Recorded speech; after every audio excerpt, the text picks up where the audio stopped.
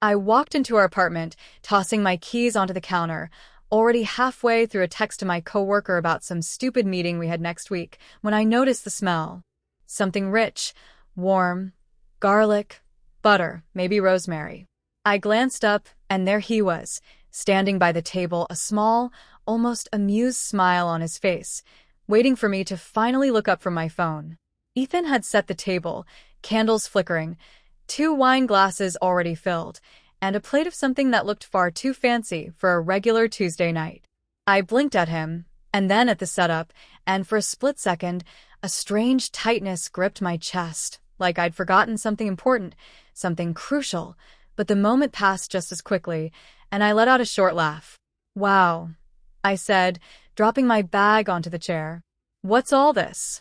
You finally learning how to romance me properly?" For a second, he didn't say anything, just tilted his head slightly, that small, knowing smile still playing at his lips.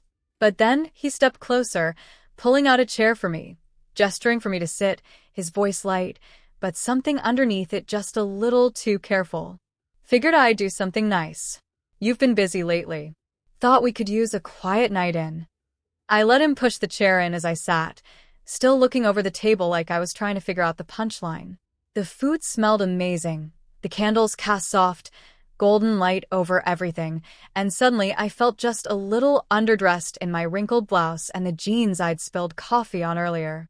But then again, Ethan had always been like this, the thoughtful one, the one who did small, quiet things to show he cared, and I wasn't. I picked up my fork, twirling it in my fingers, still glancing at him, waiting for some kind of reveal. "Okay," I said. "So what's the occasion? Did you get a promotion, and this is your way of buttering me up before you tell me we have to move to Idaho or something?" Ethan laughed, but it was short, more of a breath than a real sound, and he sat down across from me, taking a slow sip from his wine before finally meeting my eyes, his expression soft, patient, expectant. "You really don't remember, do you?" I froze, fork hovering over my plate, my mind immediately racing through every possible reason why today might be important, why he was looking at me like that. But nothing came. Nothing at all. I swallowed, forcing out another laugh, but it felt too forced now, the edge of nervousness creeping into it. "Shit," I muttered, rubbing my temples dramatically. "Okay, wait, give me a hint. Is it something to do with your job? Your mom? Oh God, is it our?" And then it hit me. Anniversary. 7 years. The realization crashed into me so hard I actually felt a little dizzy, my stomach twisting, my skin suddenly too warm. Ethan didn't say anything, just watched as I pieced it together, his expression unreadable, but something in his eyes, something subtle but unmistakable, made my chest feel tight. I opened my mouth, closed it, then finally let out a weak, breathy laugh, shaking my head. "Oh, come on, Ethan. You know I'm bad with dates," I said, reaching for my wine, anything to give my hands something to do so he wouldn't see them shake. "It's not like I don't care, It's fine," he said, cutting me off, and it was only then that I realized he hadn't touched his food yet, hadn't taken more than a sip of his wine. He was still sitting there, fingers lightly tracing the stem of his glass, his gaze steady, calm. Too calm. For the first time since I'd walked in, the silence between us wasn't comfortable, wasn't the easy kind that comes with years of being together. It was heavier than that, something that settled between us like a weight pressing down on my chest. I forced out another laugh, lighter this time, reaching across the table like I could physically smooth over the moment. "Ethan, seriously, don't be weird about this. I'll make it up to you. We can do something this weekend, go out, make a whole thing of it. I'll even let you pick the restaurant." His fingers stopped moving against the glass. A beat passed, and then another. And then he smiled. Not a real one, not the kind that reached his eyes, but a small, tired thing that sent an icy chill straight through me. "You know what?" he said, finally picking up his fork, twirling it lightly between his fingers, his voice smooth, casual, too casual. "You're right. It's just a date." And just like that, I knew. I knew I had messed up in a way I couldn't joke my way out of. I sat there, staring at him, waiting for some kind of reaction beyond that unreadable smile, waiting for him to say something sharp, something annoyed, something that matched the frustration I could feel curling at the edges of the moment. But he didn't. He just ate, cut his food into even little bites, took slow, deliberate sips of his wine, didn't look up at me again. And that should have been my cue. That should have been the moment I really understood that this wasn't something I could wave away with a joke or an empty promise to make it up to him later, but I couldn't help myself. The silence was too heavy, too unfamiliar, and I hated the way it made me feel, so I pushed forward like I always did, shaking my head, forcing my voice into something light, teasing, something that was supposed to pull us back into something normal. Okay, so, what did you have planned? Let me guess, dinner, movie, maybe a little surprise at the end of the night? I mean, I didn't ruin that much, right? This time, he did look at me. Just a flicker of his eyes upward, just long enough for me to catch the shift in them before he focused back on his plate. I cleared the whole day, he said, voice even, controlled, not an ounce of emotion slipping through. Took off work. Had a weekend trip booked. Hotel, dinner reservations, the whole thing. Figured after 7 years. You know I'd want to do something special. I blinked, my stomach twisting tighter, my breath catching just slightly at the realization that he hadn't just made a nice dinner, hadn't just planned something small, but had been thinking about this, had made time, had cleared his schedule in ways that I clearly hadn't. And I wanted to tell him I was sorry. I wanted to say something that would make it better, but the words felt heavy, unfamiliar, like if I said them I'd be admitting something bigger, something I wasn't ready to look at too closely. So instead, I reached for the only thing that felt comfortable, the only way I knew how to handle things when they got uncomfortable. You're seriously making this a whole thing? You know I'm bad with this kind of stuff. It's not like I did it on purpose. His fork clinked softly against his plate as he set it down, his fingers curling slightly against the edge of the table, his jaw tightening just for a second before he took another sip of his wine, and when he spoke again, his voice was lower, quieter, but somehow heavier than if he had yelled. I know you didn't do it on purpose. That's the problem. That stopped me. Because that was different. That wasn't the usual quiet frustration, wasn't the usual sigh or shake of his head when I forgot something important or brushed off a plan he made. That was something else entirely, something that made my skin feel too tight, something that made me suddenly aware of how small the space between us had become, how different this felt from any argument we'd had before. I swallowed, shifting in my seat, hating the way my chest felt tight, hating the way he was looking at me now like he was finally seeing something he hadn't wanted to see before. Okay, so what do you want me to do? I asked, voice sharp, defensive, because that was easier than anything else, easier than sitting in the weight of what I had done. Want me to grovel? Want me to tell you how amazing of a husband you are and how I'm a terrible wife? Because I didn't realize that missing one date meant I don't care about you. His head tilted just slightly, and for a second, I thought maybe he'd argue, maybe he'd push back the way I wanted him to, but he didn't. He just looked at me, and for the first time in a long time, I couldn't read him. I don't want you to grovel, he said, voice steady, something final beneath it. I just wanted to matter enough for you to remember. That was when I knew I had messed up, because there was nothing I could say to that. There was no quick remark or teasing joke that would take the edge off, nothing I could do to erase the way he was looking at me now, like he had finally given up on something he had been holding on to for too long. And I should have said something, I should have fixed it right then and there, but I didn't. Instead, I did what I always did when things got too real, too uncomfortable. I rolled my eyes, pushed my chair back, stood up like that was the end of it. You're being dramatic, I muttered, grabbing my bag, not even looking at him as I moved toward the bedroom. It's one night. You'll get over it. I expected him to say something. I expected him to push back, to tell me I was being selfish or that I was missing the point. I expected him to fight, because that's what he always did, because that's what we always did. But this time, he didn't. This time, he just sat there, watching as I walked away, not saying a single word. And for some reason that scared me more than anything else. I woke up to the sound of the front door closing. It wasn't slammed, not loud enough to startle me, but enough that my eyes opened immediately, my body tensing as I listened to the quiet that followed. For a second, I thought maybe I had imagined it, that maybe it was just part of a dream, but then I glanced at the clock. 2:37 a.m. Ethan never left in the middle of the night. He wasn't the type to go for drives to clear his head or sleep somewhere else just because we had an argument. He was the kind of person who stayed, who wanted to talk things through, who always made sure things were okay before either of us went to bed. But he wasn't in bed now, and the apartment was silent in a way that didn't feel normal, in a way that made something cold settle in my stomach as I sat up, pushing the blankets off, my movements slow, careful, like I was afraid if I moved too fast, I'd have to accept what I already knew.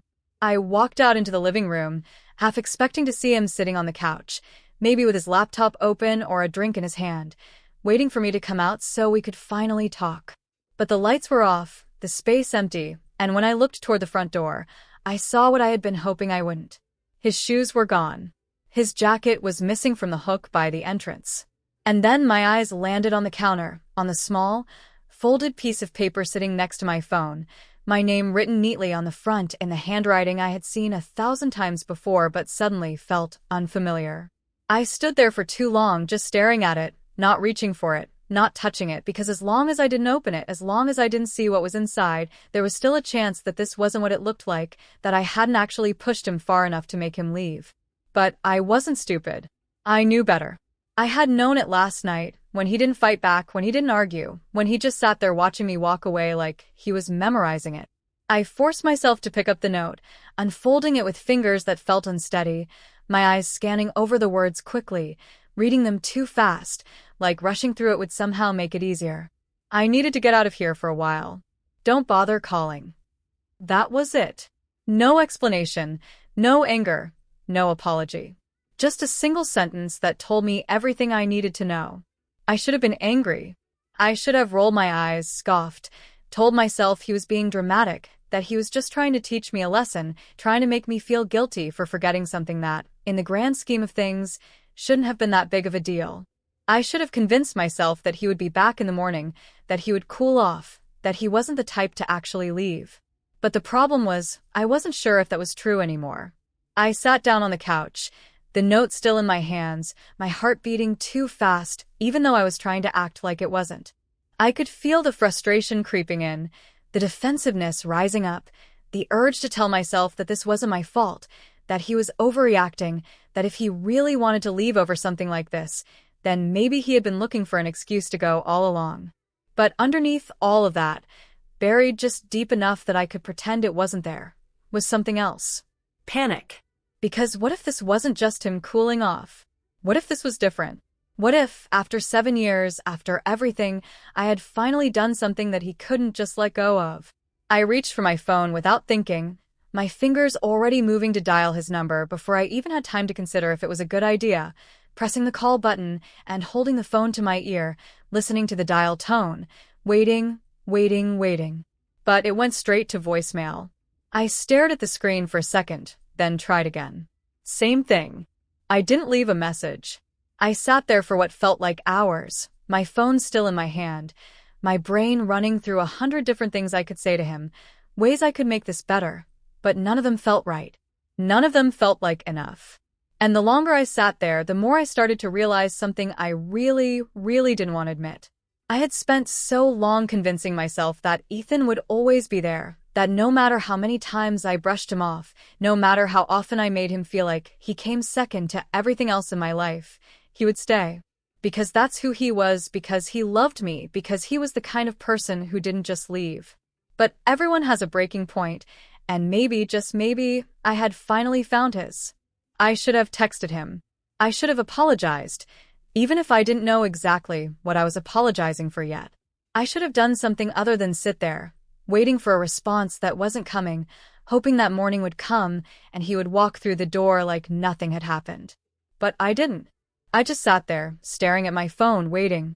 I woke up on the couch with my phone still in my hand, the screen dark, the battery barely hanging on at 4%.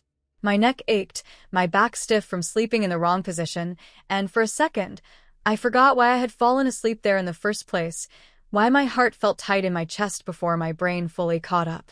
But then I looked over at the note on the coffee table, the one with Ethan's handwriting, and everything came rushing back. I sat up too quickly, rubbing my face, my stomach twisting as I reached for my phone again, unlocking it and opening our messages. Nothing. No missed calls, no texts, no response to the 2 calls I had made last night that had gone straight to voicemail. I clicked his name, hesitating for half a second before typing out a quick message. "Where are you?" I stared at the words, debating whether or not to add anything else, something that might actually make him answer, but my fingers hovered over the screen, and before I could second-guess myself, I hit send. The little bubble appeared immediately, showing that it had been delivered, but it never changed to read. I set the phone down, pushing myself off the couch, stretching out the stiffness in my body as I glanced toward the bedroom door, still half expecting him to be inside, like maybe this was all some kind of test, some way for him to see if I actually cared enough to do something about it. But the bedroom was still empty. The closet door was slightly open, and for the first time, I actually looked inside, my stomach sinking when I noticed the gap between my clothes where his jacket should have been, the empty space on the shelf where he kept his overnight bag. He hadn't just left last night because he was upset. He had packed. Maybe not all of his things, maybe not enough to make it permanent, but enough to make my stomach twist even tighter because I hadn't thought he would actually do it. I walked back to the living room, grabbing my phone again, pulling up our conversation and staring at the message I had just sent, watching as the minutes passed without an answer. I could have waited longer, could have told myself to give him space, but the longer the silence stretched, the more that panicked feeling started creeping up again. I pressed the call button, holding the phone to my ear, listening as it rang, waiting, my foot tapping against the floor. Voicemail. I clenched my jaw, exhaling sharply through my nose before pressing the call button again, my heart pounding harder than I wanted to admit as I listened to it ring, knowing exactly how this was going to go but still feeling my stomach drop when the robotic voice came through again. I didn't leave a message. Instead, I went to our shared bank account, scrolling through the recent transactions, something I hadn't checked in weeks because Ethan always handled it, always made sure everything was taken care of. But I didn't see anything unusual, nothing that told me where he had gone, no hotel charges or gas station stops or anything that could give me an idea of where to even start looking. My fingers hovered over my screen for a second before I backed out, opening my contacts, scrolling down to his sister's name. I hesitated, because calling her meant admitting that this was real, that it wasn't just some overblown fight that would fix itself once he calmed down. But if he wasn't answering me, maybe he had talked to her, maybe she knew where he was. I pressed the call button, bringing the phone to my ear, listening as it rang twice before she picked up. Rachel. Her voice was surprised, but not in the way people are when they're happy to hear from you. More like she already knew something was wrong. I swallowed, shifting on my feet, pressing a hand to my forehead. Hey, Sarah. Have you talked to Ethan? She was quiet for a second, and that silence was enough to tell me everything I needed to know before she even spoke. He's here. I sat down hard on the couch, my breath catching just slightly. I had expected her to say she had talked to him, maybe that he had texted her, but I hadn't expected him to actually be there, hadn't thought he would go straight to her place without saying anything to me. Can I talk to him? I asked, gripping the phone a little tighter, already bracing myself for the answer. Another pause, then a soft sigh. Rachel, I don't think he wants to talk to you right now. That shouldn't have stung as much as it did, but it did. I ran a hand through my hair, exhaling sharply. Sarah, come on, I just need to. He told me what happened. She cut in, her voice even, calm, like she was trying not to take a side but already had. I don't think you realize how much you hurt him. I let out a short, humorless laugh, leaning back against the couch. Are you serious? Sarah, it's not like I cheated on him. It's not like I did something unforgivable. I just forgot a date. She was quiet again, but I could hear the hesitation in the silence, like she wanted to say something but was trying to figure out the right way to say it. And when she finally did speak, her voice was softer, less direct, but somehow heavier. Rachel, it's not just about that. It's about everything that led up to it.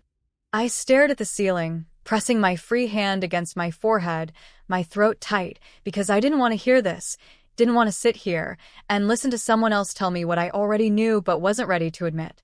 Look, she continued after a second, her tone careful. I'm not saying he's perfect, and I'm not saying you don't have a right to be frustrated about things, but you didn't even notice, Rachel. He planned a whole trip, took time off work, and you didn't even realize what day it was. And then when he tried to tell you how much that hurt him, you brushed it off like it wasn't a big deal. That's what hurt him. I closed my eyes, gripping the phone tighter, because I wanted to argue, wanted to tell her she was wrong, but I couldn't, because deep down, I knew she wasn't. Does he? I started, then swallowed, forcing my voice to stay even. Is he planning on coming back? Sarah sighed again, softer this time. I don't know. I think he just needs time. I nodded, even though she couldn't see me, my throat tightening, my chest feeling too small, like something was pressing in on all sides.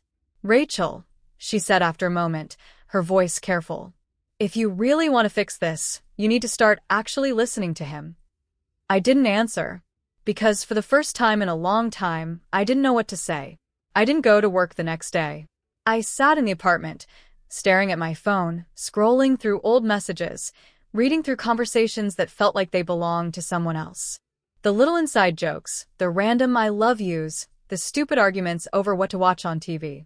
I kept looking for something, anything, some sign that I should have seen this coming, but all I found were the small moments I had stopped paying attention to. The good morning texts I sometimes ignored because I was too busy, the way he always asked if I had eaten even when I brushed it off, the times he had told me he missed me when I was wrapped up in work and I had responded with something half-hearted, not really thinking about what he was actually saying. I had always assumed he would be there, that no matter what, we would always figure things out, that forgetting one night, one date, wouldn't be enough to push him away. But now, after everything, I couldn't stop thinking about the way he had looked at me before he left, like he had finally realized something I hadn't. I wanted to go to Sarah's, to force him to talk to me, to make him tell me what he was thinking, but I knew that wasn't going to work. If he had wanted to talk, he would have answered my calls, would have at least responded to my messages. But he didn't. He was choosing not to talk to me, choosing to stay away, and for the first time, I wasn't sure if that meant he was coming back. I grabbed my phone again, staring at the last message I had sent him, the single red receipt that still hadn't changed, and without thinking, I started typing another one. I get it now. I should have listened. I should have paid attention. I know I messed up, and I don't expect you to forgive me just because I finally realized it. But please, just tell me if you're coming back. I need to know. I stared at the words, debating if I should add more, if I should tell him I was sorry, that I had been wrong, but I didn't know if any of that would even matter now.